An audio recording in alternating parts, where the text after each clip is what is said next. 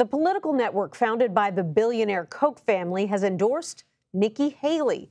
The group says, quote, in sharp contrast to recent elections that were dominated by the negative baggage of Donald Trump and in which good candidates lost races that should have been won, Nikki Haley at the top of the ticket would boost candidates up and down the ballot. CBS News senior White House and political correspondent Ed O'Keefe joins us now. Ed, this is big. The massive Koch machine rejecting Donald Trump in a very public way, pouring its money into efforts to defeat him. What does that tell us, and what does it mean for Nikki Haley's prospects? Well, it's a big boost for her, Nancy. Air cover, almost literally, as Americans for Prosperity now plans to spend advertising money in the early primary states and several of the Super Tuesday states, because they've discovered, as I think many would realize, is that she's not as well known among the Republican contenders and certainly not nationwide. These advertisements designed to boost her name recognition and try to convince Republicans to vote for her instead of former President Trump or any of the other contenders.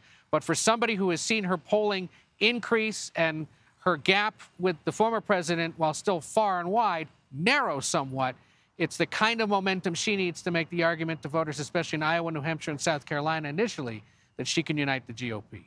A boost to her, no question, a blow to Ron DeSantis, who's trying to lay claim to that runner-up spot. Okay, and you're in Denver, where the president is hosting a fundraiser. But meantime, back here in D.C., lawyers for the president's son, Hunter Biden, told Congress today their client is willing to testify publicly in front of the House Oversight Committee. This is the committee that's demanding that this testimony take place behind closed doors. Explain why the Republicans who run that committee wouldn't want him to testify out in the open, and is the Biden team saying anything about it? Well, they offered to testify publicly in open hearing and arguing that the ongoing investigation is baseless and the American people deserve to see it. But the chairman of that committee, Jim Comer of Kentucky, today saying, no, we've subpoenaed him for closed-door witness testimony first. Then we're happy to have him testify publicly. Hunter Biden's attorney saying, no, we're only going to want to do this in public because it's been a waste of time. It's baseless. Abby Lowell, his attorney, writing to the committee that they're essentially like Captain Ahab looking for the infamous white whale. It doesn't exist. This has been a waste of time, and the American public deserves to see it. We'll see if Hunter Biden ever ends up testifying to Congress at all. He, of course, remains the subject of an ongoing federal legal investigation. But his approach here, trying to expose Republicans in what he believes to be a baseless investigation, is a far more aggressive tack than the White House and his father has been taking. The White House, of course, says almost nothing about the first son's legal issues, and the president merely expressed his public support and love for his son.